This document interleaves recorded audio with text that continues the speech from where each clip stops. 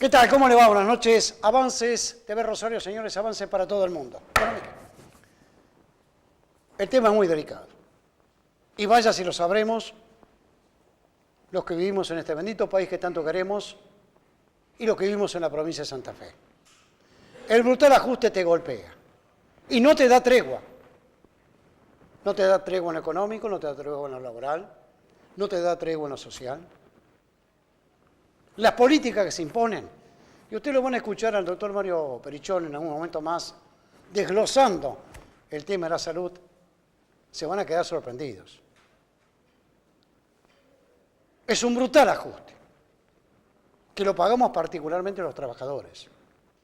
Y paralelamente los trabajadores, quienes son los que más se benefician, son sectores concentrados de la economía.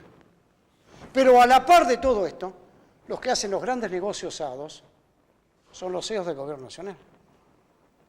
Nada más parecido al dólar futuro que lo que han ganado los importantes ministros empresarios de Macri. ¿Ustedes creen que no sabían que el dólar iba a aumentar? ¿Y cómo te paga? El Congreso Nacional acaba de dictar una ley, la vetaron inmediatamente, para reducir y limitar las tarifas energéticas. Aumento de la luz, aumento del gas, paritarias a la baja. En la provincia de Santa Fe no se toca una sola tarifa de agua, de luz. Es la orden de gobierno provincial. Verónica Gese, parafraseándolo a Aranguren, reivindicándolo a Macri. El Congreso Nacional no tiene facultad. ¿De dónde? ¿Cuándo? ¿Cómo no tiene facultad? Para dictar una ley limitando las tarifas. Es duro esto. No quiero ser apocalíptico. No quiero estallidos sociales, se lo digo sinceramente. Pero la protesta está. Y no quiero que se vayan todos. No, que se queden todos.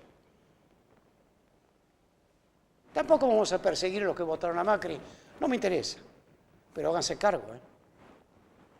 Háganse cargo del brutal ajuste que sufrimos. Todos sin igual. Salvo sectores concentrados de la economía, salvo sectores gubernamentales, como yo les decía recién.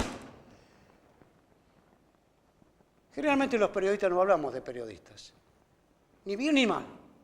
Cada uno sabe dónde le aprieta la horma del zapato.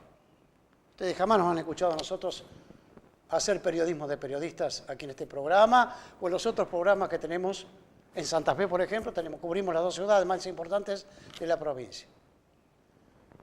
Pero somos trabajadores, como el que más, y sufrimos como el que más este brutal ajuste. Y algunas veces nos replanteamos, ¿dónde estamos parados nosotros? El que más, el que menos lo sabe. Yo voy a hablar con mi querido amigo, de años, de muchísima experiencia ahora, Edgardo Carmona, secretario general del Sindicato de Prensa de Rosario. ¿Qué tal, Edgardo? ¿Cómo te va? Buenas noches. ¿Qué tal? ¿Cómo te va? Un gustazo estar con vos. Hace años, ¿eh? Sí. No tantos. No exageremos. No exageremos. Experiencia. No, es experiencia. Sí, es la experiencia. Sí, señor. Edgardo, la primera, ¿dónde estamos parados hoy los periodistas como trabajadores? Mirá, como trabajadores estamos junto con la clase en el mismo lugar que el resto de los trabajadores de la República Argentina, con características propias en función de la actividad que desarrollamos, pero hoy estamos sufriendo crudamente las consecuencias del plan que vos planteabas, un plan económico instrumentado por el macrismo, por Cambiemos, que para decirte la verdad a nosotros no nos sorprende en nada, tal vez en la crudeza, tal vez en la velocidad, pero desde el día que Macri se postula presidente, nosotros sabíamos que si él ganaba, estas eran las medidas que iban a tomar. Es un hombre que responde a su clase, que es un empleado del poder económico concentrado, pero fundamentalmente internacional. Lo decía Basualdo en los estudios de cifra que nos aporta allí a la CTA, que este gobierno, que muchos comparaban con el menemismo por su sesgo neoliberal, tenía una pequeña diferencia. En todo proceso de gobierno hay tensiones internas por generar una hegemonía. En el menemismo la hegemonía la cooptó el gran empresariado nacional. y en el gobierno de Macri, con la constitución de los ministerios y los CEOs que llevó al poder para administrar el Estado, se ve una clara hegemonía de los sectores internacionales, fundamentalmente de servicios y de especulación financiera. Y al poco de andar, uno ve cómo los empleados de las grandes petroleras y de los grandes bancos y de las grandes financieras cumplen al dedillo con los dictados de sus empleadores, básicamente. Nosotros tenemos un gobierno básicamente insensible que viene a recortar y a precarizar y meterle la mano en los bolsillos a las clases, la clase trabajadora, a los que menos tienen en este país, para concentrar en muy poco. Hood Robin, como decía el amigo Berbisky en las épocas del menemismo, caben todos los mismos adjetivos, ¿no? O sea que yo creo que es un gobierno para pocos, que quiere implementar un modelo que impera en muchos países latinoamericanos, donde están los pobres, pobres, pobres, pobres, y los pocos ricos, ricos, ricos. Hoy acaban de, no lo metieron preso, pero acaban de echar a un amigo de Macri, Rajoy, en España. Así es, así es. Yo creo que básicamente este gobierno está plantado en eso, hacer bien los deberes para los grupos internacionales. Yo no escuché ninguna crítica ni ninguna alarma del gobierno en función de la bicicleta financiera, la extranjerización de los capitales, la fuga de capitales, y el Sturzenegger llegó a decir, bueno, el mercado nos ha dado una señal, estamos equivocando algunas medidas, habría que trabajar un poco más prolijamente, pero yo no vi que el gobierno se quejara. Rápidamente recurrió al Fondo Monetario Internacional, que es una muy mala señal para todo el pueblo argentino, recurrió para buscar una espalda que siga bancando este plan de ajuste que va a ser mucho más feroz. La tapa del Financial Times de hace pocos días lo anuncia, murió el gradualismo en la República Argentina, o sea que lo que nos están anunciando... ¿Qué es la Biblia para ello, el Financial Times? Por supuesto. O sea que lo que nos están anunciando es que esto se va a profundizar. De hecho, este anuncio sutil de que las Fuerzas Armadas pueden generar o introducirse en inteligencia no es más que otra señal de alarma en el marco de que este gobierno, así como le pasó a los compañeros del subte, está dispuesto a reprimir la protesta. Está dispuesto a reprimir la protesta, por supuesto. No hay otra forma de sacarle, robarle. Es doloroso esto, ¿eh? Por supuesto. Yo les comento algo a ustedes. En Santa Fe hay un barrio hacia el oeste que se llama Santa Rosa de Lima. Muy humilde el barrio, ¿eh? Muy, pero muy humilde. Gente laboriosa, trabajadora, ¿sí? De ahí ese barrio es Otilia, una de las fundadoras de Madres de Plaza de Mayo en Santa Fe. Desaparecía la hija y el yerno, que era muy amigo mío. Era dirigente laboral de la UOCRA en aquella oportunidad, de la JTP en aquellos años. El otro día, en el medio del barrio se le quemó una tanqueta a las Fuerzas Nacionales. Cuando mirábamos eso, ese hecho eventual, ¿qué estaba haciendo una tanqueta en el barrio de Santa Rosa de Lima? ¿Persiguiendo narcos? ¿Dónde? ¿Cuándo? ¿Cómo? Yo creo que el despliegue de las fuerzas federales y las nuevos... Que algunos aplauden, ¿eh? Sí, sí. Y además estos métodos que la policía de Buenos Aires aplica en los desalojos o en la represión es el nuevo paradigma de la policía macrista, digamos, ¿no? Esta cuestión de no vamos a tolerar la protesta. Y vos me preguntabas cómo estamos los trabajadores de prensa en este marco. Y particularmente con los medios públicos. Sí, yo creo que... Lo decía, viste que se habla mucho del tema del blindaje, el blindaje mediático, que este gobierno, ¿por qué, por ejemplo, no estuvo en los diarios más importantes, Nación y Clarín, la marcha del 25 de mayo al 9 de julio para cantar el himno? ¿Por qué no se la cubrió? ¿Por qué no aparecieron en las tapas? ¿Por qué mañana van a ningunear la marcha que hoy llevaron a cabo los compañeros de las organizaciones sociales? Básicamente porque el gobierno cumplió a rajatabla las directivas del señor Mañeto, Grupo Clarín, que hegemoniza y unifica el discurso de los grandes medios. Es una sola voz, un solo matiz en el poder de la comunicación.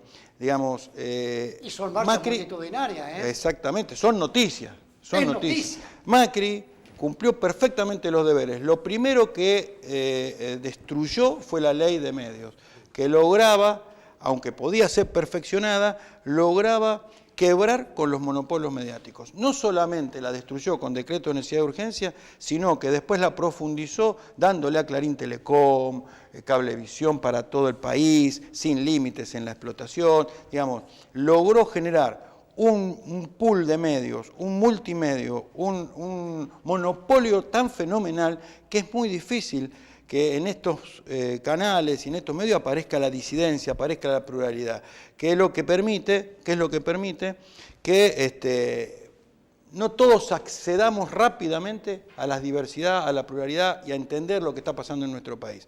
Por eso nosotros, desde la Mesa Nacional, que hemos conformado con todos los gremios de prensa, el 6 de junio, el miércoles que viene, vamos a estar marchando en Buenos Aires, reclamando paritarias libres, enfrentando los despidos, más de 3.000 despidos en estos 2 años en los medios de comunicación de la República Argentina, exigiendo por la libertad de expresión, por la pluralidad, que los medios públicos no sean medios de gobierno, sino medios plurales, donde no se los vacíe, como está pasando con Radio Nacional, con Canal 7, ahora empezaron los despidos en Telam.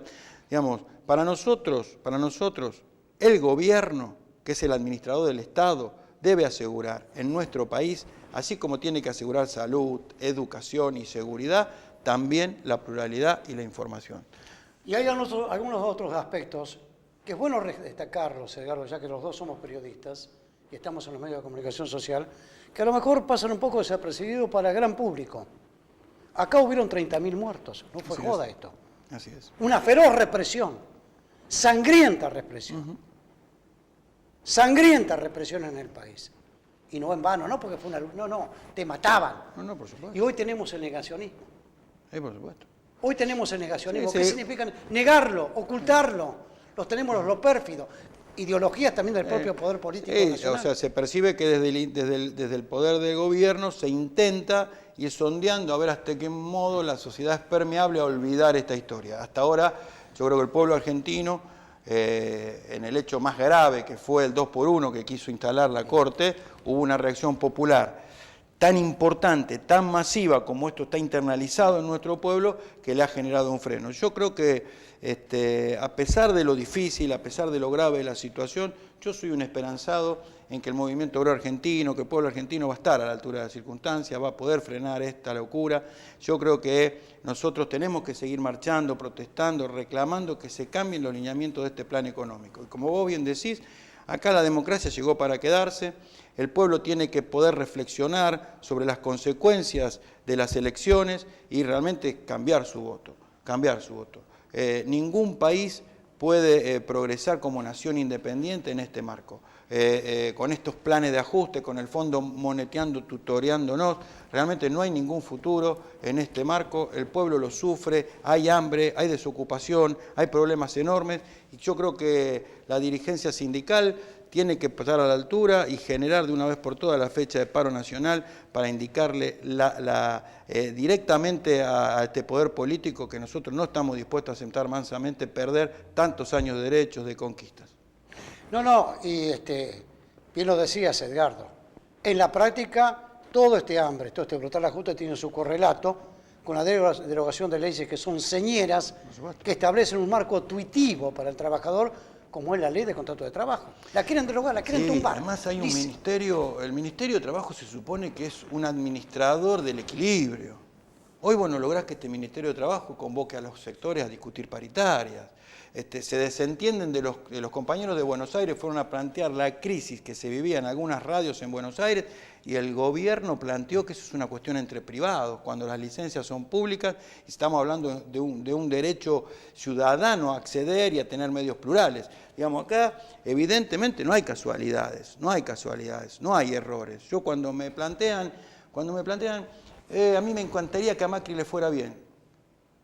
Yo digo, si a Macri le va bien, yo estoy seguro que a mí me va a ir mal, que a mí me va a ir pésimo. Horrible. Porque lo que quiere Macri es que yo me cague de hambre. Macri quiere sacarme lo que después de 40 y pico años de laburo yo he conseguido en lo personal y cada uno de los trabajadores de la República Argentina. Quiere derogar institutos fundamentales como el derecho a la salud, como el derecho a la seguridad y la higiene, como el derecho a la indemnización. Acá hoy es variable de ajuste con este techo del 15% que ni siquiera se les da a todos los trabajadores porque este 15% está vedado hoy por ejemplo, para los trabajadores de Canal 7, que le quieren dar paritaria cero. ¿Cómo paritaria cero cuando la inflación que se percibe para este año es casi orillando el 30%? O sea, estos no son errores. Acá lo que se quiere buscar es que con el salario de los trabajadores, destruyendo su poder adquisitivo, destruyendo la moneda, nosotros paguemos la deuda monumental que este gobierno ha adquirido en 2 años. El país que más se endeudó en el mundo es la República Argentina. Y como bien decía los otros días en el Senado, tan mal no debe haber estado el país para que le dieran semejante posibilidad de endeudamiento. Nadie le presta a un fundido. O sea que cuando estos tomaron el país, el tema de la pesada de herencia es una gran mentira para simular, para justificar este brutal ajuste, esta postergación de los sueños y de los derechos de la República Argentina, de todos sus trabajadores, ¿no? Edgardo, muchísimas gracias. Gracias. Invitado permanente. Bueno, por el respeto y el cariño que te tengo. lo tomo. De años. Vayan ¿sí? pensando en qué lugar me buscan. Lo tomo. Gracias, Edgardo Carmona, Muchas secretario general de prensa. Yo lo digo, generalmente los periodistas no lo hacemos, no lo hagamos, digamos, no ensayamos a invitados, pero tengo respeto por él, nos conocemos hace muchísimos años, tenemos mucha experiencia en todo esto. Tanto en Santa Fe, tanto acá, ¿sí? Los representantes, nuestros representantes generales, nos representan bien y dignamente. Vamos, ya viene Perichón, ya viene Daniel Gutiérrez de la UON, está también Silvia Asburger, y está en camino Marina Magnani. Vamos.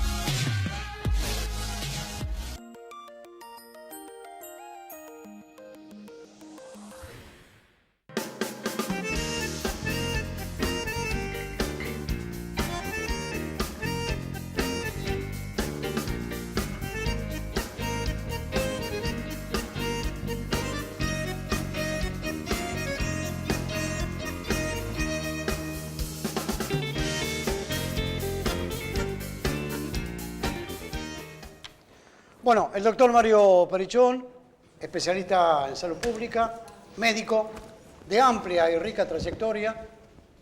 Lo conocimos nosotros en campaña, pero sigue trabajando en política. De una manera u otra, sigue trabajando en política. Daniel Gutiérrez, ¿sí? Secretario de prensa, Juan Rosario. Cada uno tiene mucho que decir en este momento tan especial y tan particular que vive el país. Doctor Perichón, ¿cómo le va? ¿Cómo estás? ¿Cómo te va? Buenas noches. Todo bien. Bueno, recién hablábamos fuera de cámara. ¿Cómo impacta, digamos, la salud pública este brutal ajuste? Primero, aclarar de que esto, para nosotros los médicos que venimos estudiando algunas cuestiones de salud pública, no nos sorprende lo que va a pasar. Digo, el Fondo Monetario Internacional, desde el 2008 para acá, ha tomado 3 países como laboratorio humano, laboratorio social, para valorar las políticas que se llevan a cabo, típicas de lo que ellos hablan, política de austeridad, que nosotros las conocemos como política de recorte en realidad. De ajuste. Hay 3 países en Europa, España, Grecia e Irlanda del Norte, que han sido tomados como laboratorio para ver qué fenómeno ocurría cuando se producían estas políticas de recorte. Primero, decirle a la gente que las políticas en salud de recorte no tienen una evidencia clara en lo inmediato. O sea, España, fundamentalmente, que la que mejor ha estudiado, sobre todo la salud pública española, la que mejor ha estudiado los fenómenos estos, ellos empiezan con sus problemas de crisis financiera inicialmente, que después se transforma en una crisis económico-social, en el 2008 con el tema de la burbuja de las hipotecas. Y los efectos de esa crisis la ven 2 años y medio después, recién. ¿Cómo impacta entonces? ¿En lo físico, Fundamentalmente impacta, ellos consideran que hay 3 factores que impactan. Disminuye la protección social, aumenta la cantidad de desigualdades en la salud, en la educación, y todo ese combo genera distintas manifestaciones clínicas de enfermedades que aparecen. El miedo, el temor. Sí, ¿Me lo aguanta un minuto, por favor? supuesto. El miedo, el temor. Daniel Gutiérrez, ¿cómo le va? Buenas noches, ¿qué tal? ¿Qué tal? Bien, ¿Qué tal? bien. ¿Qué tal? ¿Cómo Bien, está la bien. situación hoy por hoy? No le voy a preguntar el tema médico, sino en lo práctico. ¿Cómo está el tema hoy por hoy en la UON, digamos, con la industria blanca acá en la región? Sí, está muy complicada, está en un estancamiento bastante importante. ¿Qué significa estancamiento para ustedes? Y está con stock y ese sector no se vende. Nosotros tenemos un polo de línea blanca, el más importante del país, y está achatado el mercado, no se vende nada y están abarrotados los galpones de heladeras que están en espera de que la compren. O sea, está parada las ventas. Sí, Daniel, hay 2 factores importantes que inciden en ustedes. Primero, la crisis económica. Nadie compra nada. Nadie Hoy compra salvo nada. compran LED, ¿sí? Y aparte, la importación, Seguro. que compite directamente con la industria local. Sí, hay cuestiones que afectan directamente a la industria desde el comienzo de este gobierno nacional, y que es la devaluación, la inflación, los tarifazos, la entrada indiscriminada de productos afuera del país, que es una de las cuestiones más elocuentes, y bueno, con el consiguiente caída del mercado interno, con la consiguiente corte de contratos de obras y servicios que afectan a toda la industria en general. ¿De cuántos trabajadores estamos hablando acá en la región, en el área de competencia de ustedes, de la UON Rosario? El total, Sí. Estamos en el orden de los 16.000 metalúrgicos. Y directamente respecto a la industria blanca, Daniel, 5.000 metalúrgicos. que no es poca cosa, No 5.000 es poca familias. cosa, son, ¿eh? 5.000 familias. y Multiplique bueno, por 4. sí. Hoy están fuera de temporada, por lo tanto la temporada de verano, que es la que ellos más trabajan, ya ha pasado, y están en etapa de dar vacaciones ahora para el mes de julio. Y bueno, está achatado y no tienen horas extraordinarias, cosa que se estuvo pasando en este verano pasado, ¿no? Doctor Perichón, me decía usted que hay tres lugares donde importa y pega, digamos, el ajuste, particularmente en la salud de un trabajador, en la salud de la familia. Bueno, hay todos estudios sobre la salud de los trabajadores. Justamente España llegó a tener una desocupación muy importante, rondó el 20%, y eso generó... Hay cosas que la gente tiene que saber. Cuando se producen estas crisis económico-financieras, o como le quieran llamar, lo primero que aparecen, o por lo menos en estos países, fueron aumento de la hipertensión arterial. Y sobre todo el aumento de la hipertensión arterial en personas jóvenes. ¿La ansiedad? Sí, montones de factores. Tiene que ver con el déficit nutricional, porque digo, a ver, si no puedo comer proteínas, termino comiendo hidratos de carbono, grasas, para tratar de mantener mi estatus nutricional. Eso genera una serie de alteraciones que no vienen al caso, que aumenta la posibilidad de tener hipertensión. Suicidios, el tema de la salud mental es clave en esto. La cantidad de ventas en estos países de benzodiazepinas, que son los tranquilizantes menores, ha aumentado notablemente en estos países frente a la crisis. Y vos hablabas de algo que para nosotros los médicos, por ahí, los médicos no tan hegemónicos, nos parece muy importante. Lo que pasó en España, que después del 2010, que empezó a verse la crisis de la salud, más allá de la crisis de la salud en cuanto a los efectores y los prestadores de salud, empezó a evidenciarse un fenómeno que tiene que ver más con la salud mental, que fue lo que vos decías de la amenaza. O sea, la sociedad empieza a ver que esta crisis me está amenazando a mí. Y empieza el temor. Y esto no solamente empieza el temor, empieza a querer defenderme yo, y el resto no. Digo, y esto genera, más tarde o más temprano, una serie de factores en salud mental que son muy importantes de marcar que van a pasar en nuestro país. Lo que está pasando en nuestro país ya está estudiado. No hay nada que nos pueda sorprender. La gente dirá, pero no, bueno, llevamos 2 años y no pasó nada, no hay una crisis sanitaria importante. Esperen, las crisis sanitarias después de las crisis explotan de un día económicas para otro. explotan años después.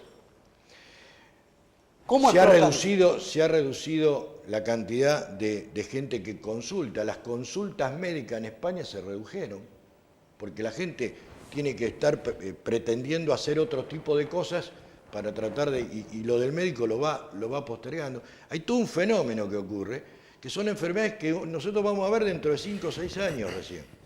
Entonces, lo primero que uno tiene que decir frente a esto es que la salud en todo el mundo es recurso humano dependiente.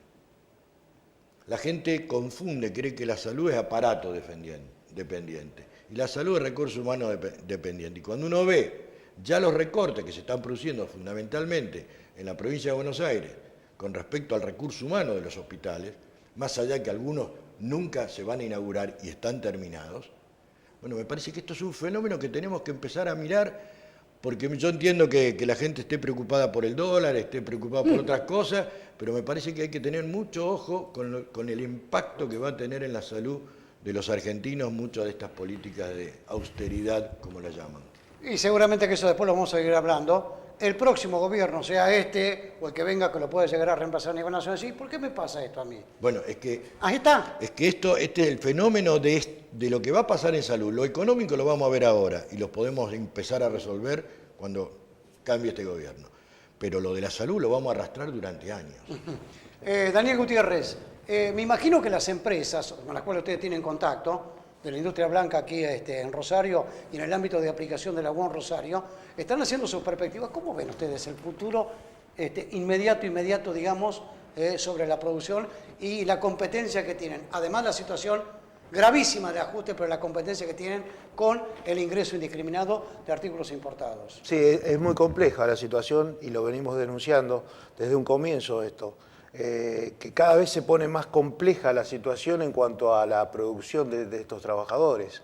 Pues se han ido buscando variantes, tecnológicamente son fábricas muy bien dotadas en la parte tecnológica, por lo tanto sus trabajadores son altamente calificados, capacitados y certificados, y hoy por hoy no tener trabajo es una situación bastante compleja. Hoy por hoy está en una meseta en la cual horas normales se trabaja.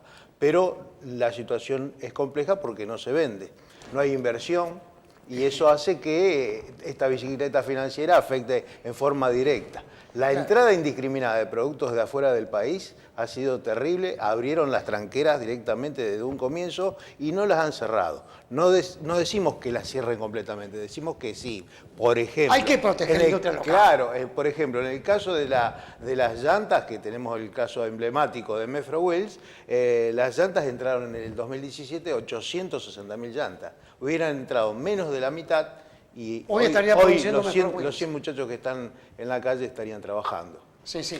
Pero aparte otra cosa, a mí me causa, yo le digo, escozor cuando me dicen, vamos a reconvertirlo. ¿Qué? Un trabajador especializado de una fábrica como la que me decías, Daniel, recién, que vaya a ver, va a ser pescador, va a ser zapatero. No está preparado para eso. Pero no está preparado ni mental ni físicamente. Y por eso tenemos los casos completamente de acuerdo con lo que está relatando el doctor Pirichón. En el caso de suicidio, tuvimos ahí el compañero que se suicidó en Mefro hace un mes atrás. Son cuestiones, la angustia que recibe la persona que tiene la dignidad de trabajar durante tantos años. Uno empieza a trabajar, por ejemplo, en los oficios de este tipo, empieza a trabajar primero por necesidad. Después empieza a querer el oficio y después lo va capacitando en la fábrica mismo o en los talleres de la Unión Obrera Metalúrgica y de esa manera empieza a querer su trabajo y se identifica con su trabajo. Bueno, súmenle ustedes las empresas electrodependientes, que cuando comenzamos a hablar, Daniel, este tema, sí, hace cosa de 3 años atrás, nos advertías, todavía estábamos en la parte final del gobierno de Cristina Fernández Kirchner, ya se venía Macri prácticamente, cuidado con las empresas electrodependientes, donde hay 3 hornos, están prendiendo uno solo. Sí, uno solo.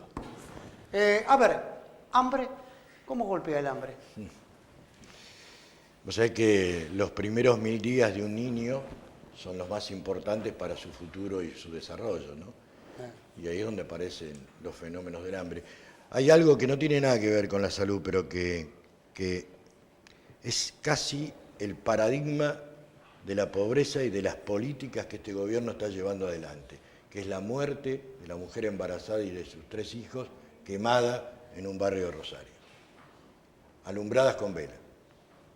Ese es el paradigma de lo que viene en este país. Entonces me parece que desde la salud es muy poco quizá lo que podemos hacer, más allá de llamar la atención de lo que está sucediendo y de lo que va a suceder.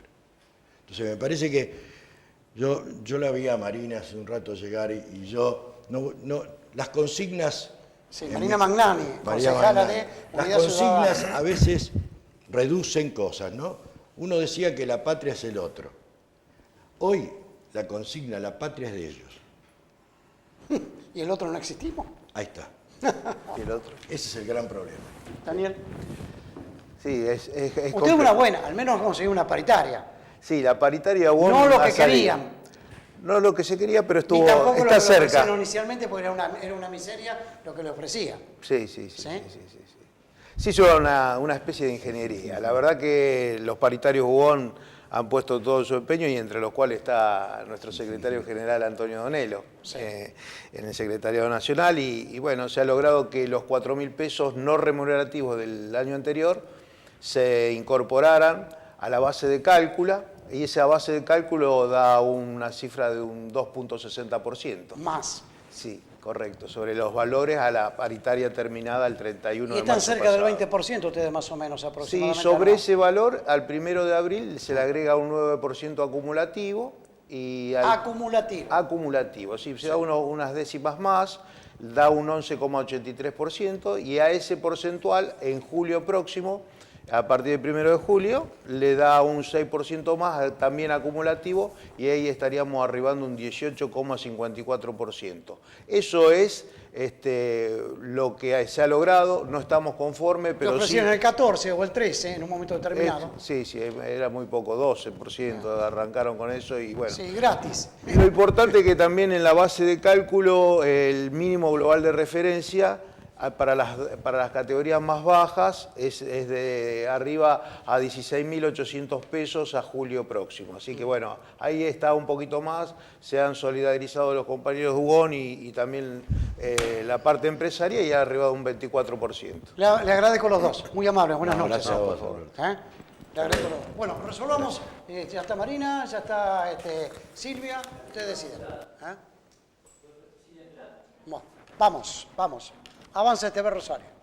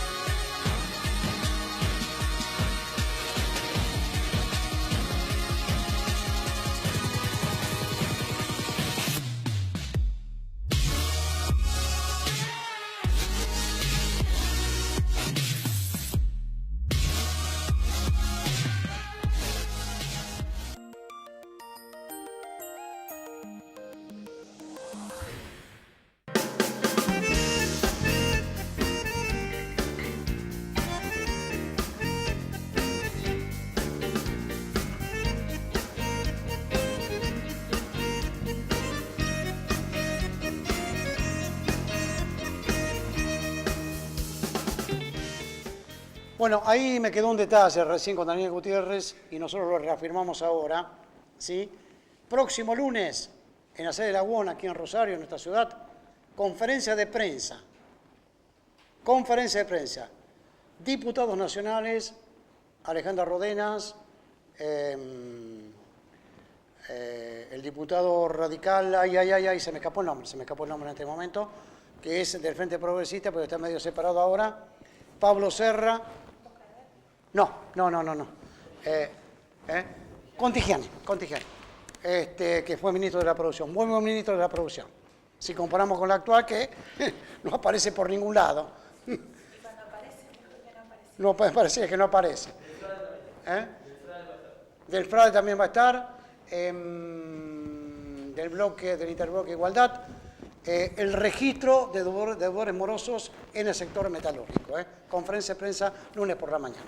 Marina Magnani, ¿cómo te va? Buenas noches. Hola, ¿qué tal? ¿Cómo estás? Hace tiempo que no nos veíamos, pero siempre es bueno reencontrarse periodísticamente. Decime, ¿qué pasó anoche?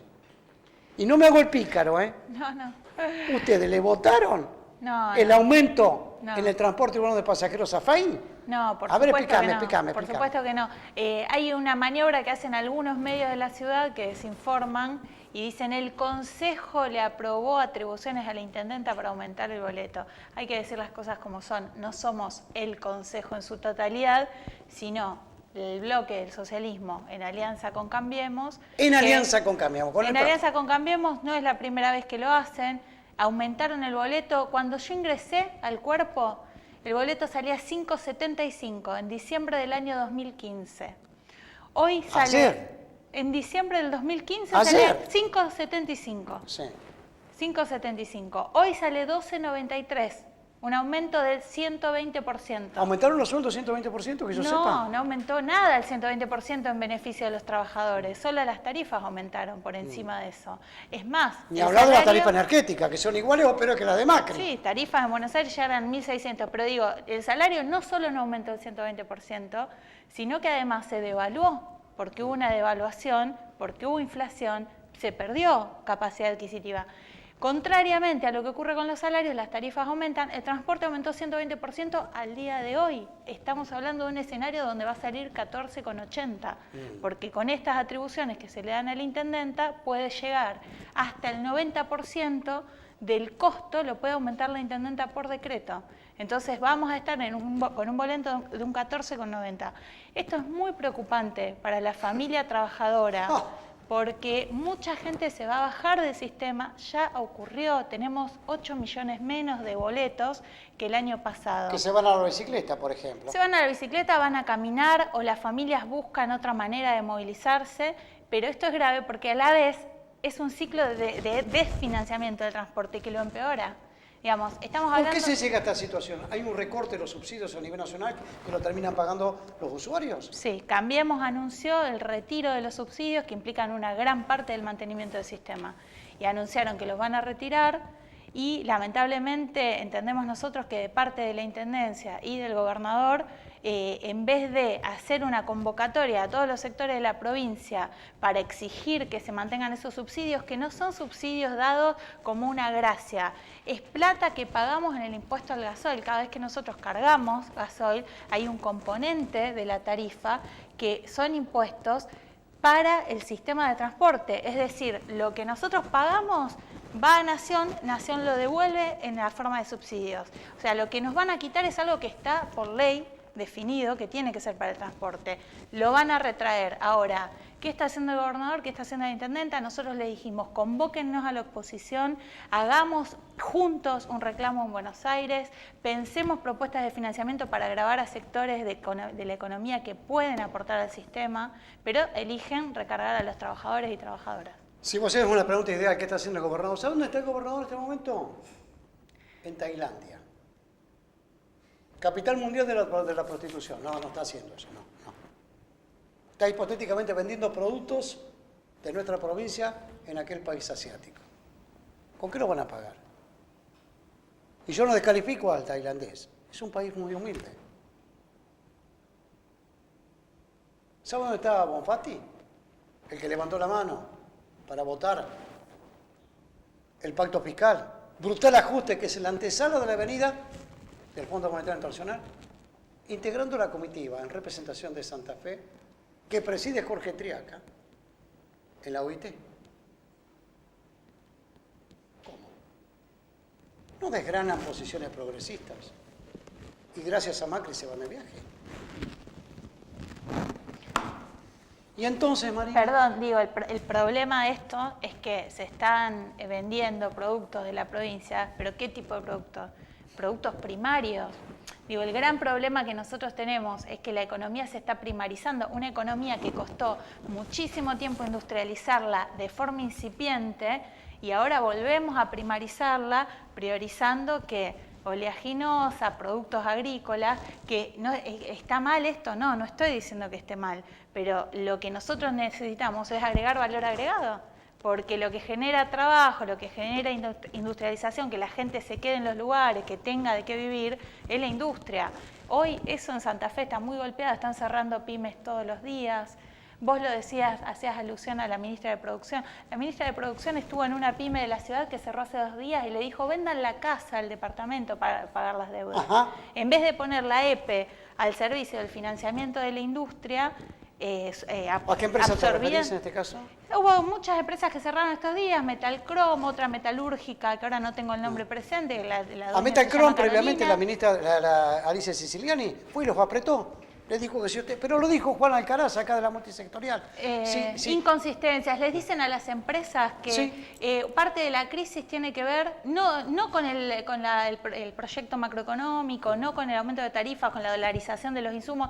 No, le dicen que tiene que ver con la falta de actualización tecnológica. No. Las empresas que se actualizaron tecnológicamente hoy no pueden sostener la maquinaria por el uso de energía. Les quiero contar algo. Esta semana va a la legislatura, a la Cámara de Senadores, para boicotear el proyecto que presentó la oposición. Aquí está Silvia Alburger, que firman 15 diputados, que es un proyecto correctivo y retornar las tarifas de diciembre del próximo pasado.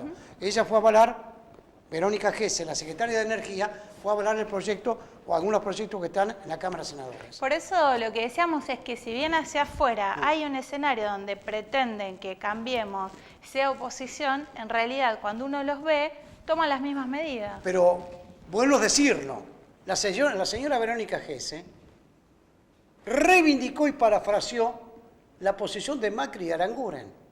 El Congreso Nacional no tiene facultades para legislar sobre tarifas energéticas. Le digo, ¿no le parece bastante macrita? Les digo yo su discurso. Bueno, y no supo explicar lo inexplicable. Marina, ¿hay hambre? Sí, hay hambre. Hay hambre y pensar que la energía tiene que ser producto de negocio, en vez de incentivar la producción, va a hacer que haya cada vez más hambre.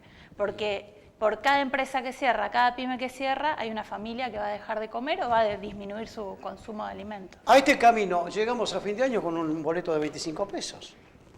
Por ahora de 15, ya lo anunciaron. Sí. Son 15, son 30 pesos por cada integrante de la familia por día, mínimo. Hay gente que toma 3, 4 colectivos.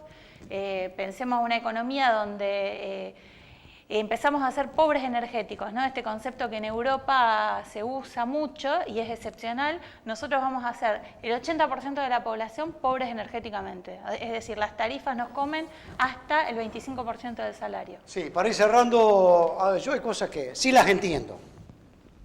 A mí me da la impresión que Fey, Wiener, Bonfatti, Lipschitz se sientan muy cómodos con Cambiemos. Muy, pero muy cómodos políticamente.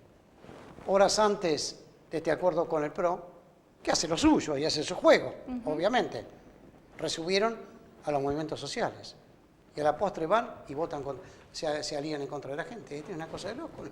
Sí, yo creo que Cambiemos, y lo dije ayer en el recinto, creo que Cambiemos está haciendo la pala del enterrador, porque en definitiva lo que hicieron fue cerrar el problema del aumento del boleto, dejándolo servido para el próximo intendente. El Cambiemos se ve con expectativa de ganar la intendencia y el socialismo le hizo el trabajo sucio. Es decir, que si ellos llegan a tener la posibilidad de ganar, ganan con los peores problemas resueltos.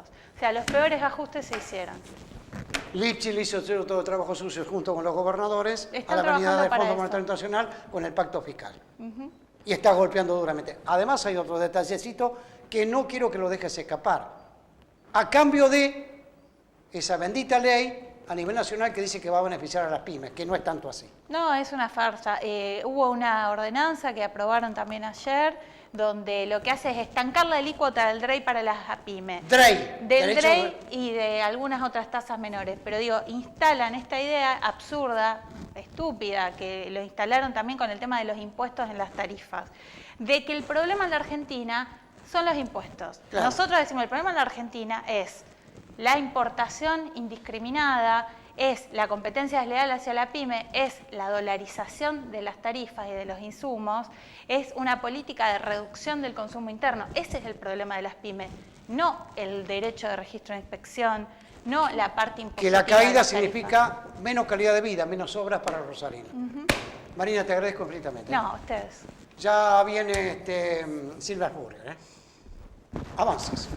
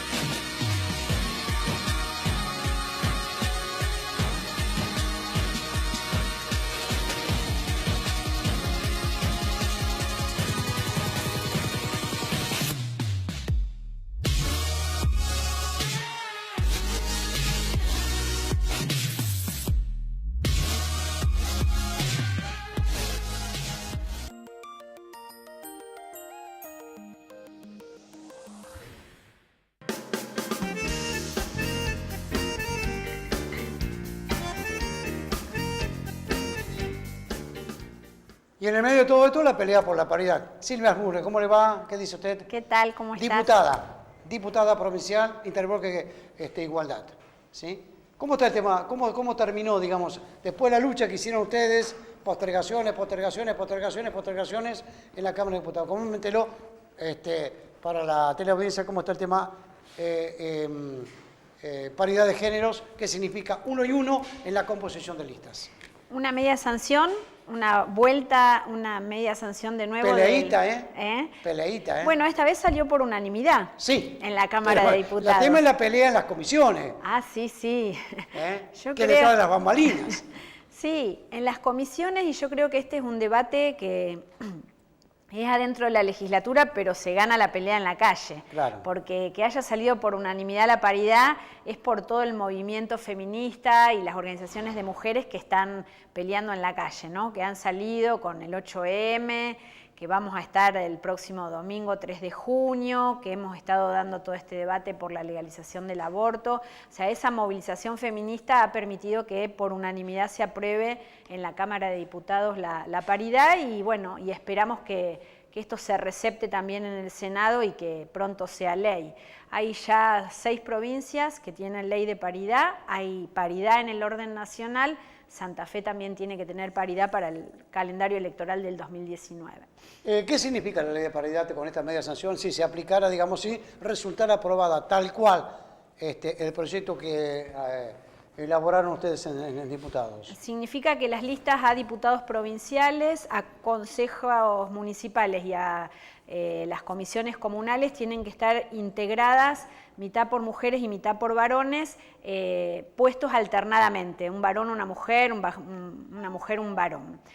Significa también, si se aprueba, que el próximo gobierno que asuma, el Poder Ejecutivo, va a tener que poner la mitad de ministras mujeres y la mitad de ministros varones, y el mismo caso para los secretarios y secretarias. Y significa también que la justicia, las propuestas para prestar acuerdo de fiscales, defensores y magistrados también van a tener que ser propuestos de modo de una integración paritaria. Hay un proyecto también parecido, igual, con idénticas intenciones en la Cámara de Senadores. Terminarán siendo proyectos tapones porque ustedes tienen una iniciativa, senadores vienen con otra iniciativa por parte del peronismo. No, yo creo que es muy bueno que en el Senado el bloque del Frente Justicialista haya presentado un proyecto de paridad en los 3 poderes. Eso un poco presionó para que en la Cámara de Diputados finalmente se le diera sanción a esta propuesta que las mujeres diputadas veníamos insistiendo, ¿no? Cuando se aprobó la media sanción en el 2006 en la Cámara de Diputados, el Senado no lo tenía en agenda. Ahora que haya un proyecto en el Senado, quiere decir que lo ha puesto en agenda. Y si se cruzan las medias sanciones, bueno, por lo menos en la Cámara de Diputados hay una voluntad que yo creo que se expresó en esa unanimidad, de aprobar la ley de paridad. Así que no creo que funcione como ley tapón, sino todo lo contrario. Creo que está en agenda en ambas cámaras y que vamos a tener paridad este año. Bueno, supongamos que este año haya paridad en la provincia de Santa Fe, Silvia. ¿Esto significa que entrará en vigencia el próximo año, para la próxima contienda Si electoral? este año se sanciona, sí, para el calendario 2019, por eso estamos apuradas para que se sancione, para que el próximo año tengamos paridad en todas las listas y tengamos una representación en la legislatura mucho más igualitaria, pensando en la sociedad que queremos que varones y mujeres tengan igualdad de oportunidades en todos ¿Cómo los se ámbitos. resuelve el tema en la Cámara de Senadores? Que es siempre unipersonal la elección por departamento. Bueno, en todos los cargos unipersonales la paridad es difícil. La propuesta en este caso de la media sanción es que el titular y el suplente sean de distintos sexos. Uno y uno. Uno y uno. Pero esto ocurre también en las candidaturas a intendentes, no se puede aplicar la paridad. Claro. En las candidaturas a gobernador, bueno, puede estar en la fórmula de gobernador y vice, ¿no? En este caso esta media sanción no lo contiene, habrá que ver qué pasa en el Senado.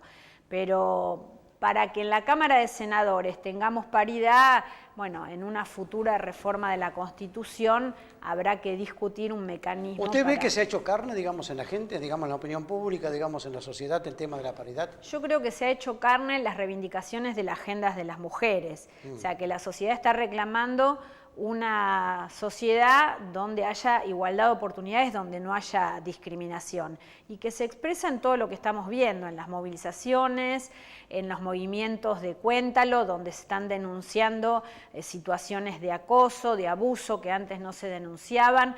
O sea, se visibiliza mucho más todas las situaciones de discriminación. Y la paridad no es más que resolver un problema de discriminación que sufrimos las mujeres en el ámbito público. Sí, volviendo a la memoria, a la historia, ¿no? Cuando Evita Perón en su momento hizo carne por el voto, con el voto femenino.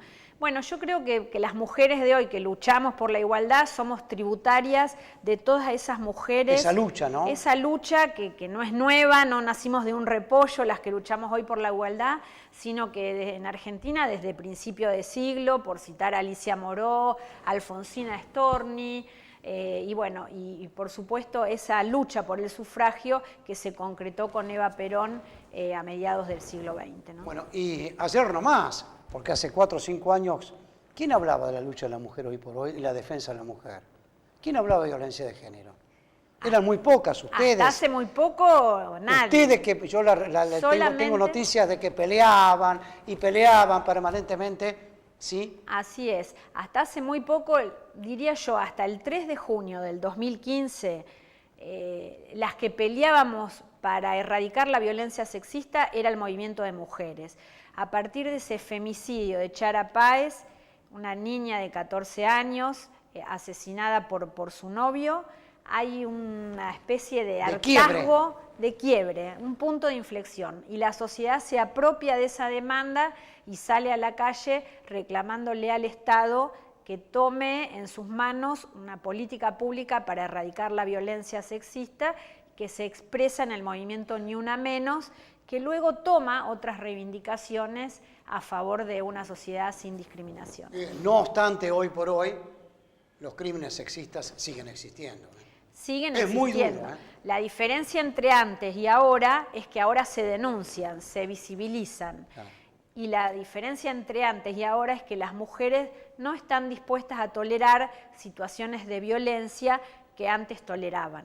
Antes a lo mejor una pelea, un cachetazo, era tolerado. Hoy no es más tolerado y se denuncia y se sale a la calle a reclamar. Y faltan completar algunas, no es culpa de ustedes, que son las que luchan permanentemente y quienes acompañamos esa lucha. ¿Qué hace una mamá que tiene 3 o 4 chiquitos, que ha sido golpeada a mansalva por un criminal? ¿Dónde va? ¿Dónde la contienen? Falta muchísima política, falta que el Estado realmente asuma la responsabilidad de garantizar una vida sin violencia hacia las mujeres. Los presupuestos en relación a la atención de la violencia no se han modificado. Lo que se ha modificado fuertemente es el reclamo social y lamentablemente el Estado en ninguno de los 3 niveles ha tomado fuertemente esta demanda, ¿no? No hay incrementos presupuestarios ni incrementos de infraestructura. Lo que sí hay es muchísimas más denuncias. Sería bueno que tanto los estados municipales que comunales, que como usted bien nos dice, Silvia, que hoy adolecen, digamos, de un presupuesto, que no monten una mera oficina, que diga, sí, tenemos la oficina de lucha contra la violencia de género. ¿Y cuánto tiene el presupuesto? No, nada. Y entonces... No, a nivel provincial es muy bajo y además lo que se requiere es muchísimas más casas de acogida, muchos más equipos interdisciplinarios para que atiendan todo el proceso judicial cuando una mujer se anima a denunciar, toma la decisión de denunciar. O sea, una respuesta mucho más contundente del Estado ayudaría a erradicar la violencia mucho más rápido, porque lo peor que puede pasar es una violencia que no se condena, porque eso le dice al violento que puede seguir ejerciendo violencia contra esa mujer. Se da cuenta que no hablamos de reforma constitucional, hablamos de la gente, lo que le interesa a la gente y particularmente a la mujer hoy por hoy, ¿eh? Sí, en relación a la reforma constitucional es necesario que la ciudadanía se apropie. No sirve un debate encerrado entre cuatro paredes, es la ciudadanía... Con intereses personales.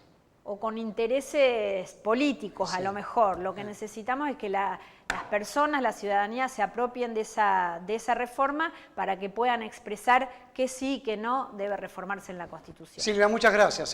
Gracias muchas a ustedes gracias por la por esa invitación. lucha permanente en favor de la mujer, de la igualdad de la mujer y que nosotros acompañamos permanentemente. Muchísimas gracias a ustedes. Avance, señores. Nos estamos yendo. Como siempre decimos, chau, chau, buen adiós, muchísimas fe en Dios. Y meterle muchas ganas a la vida. Chao. Hasta la próxima. Chao, chao. Avances.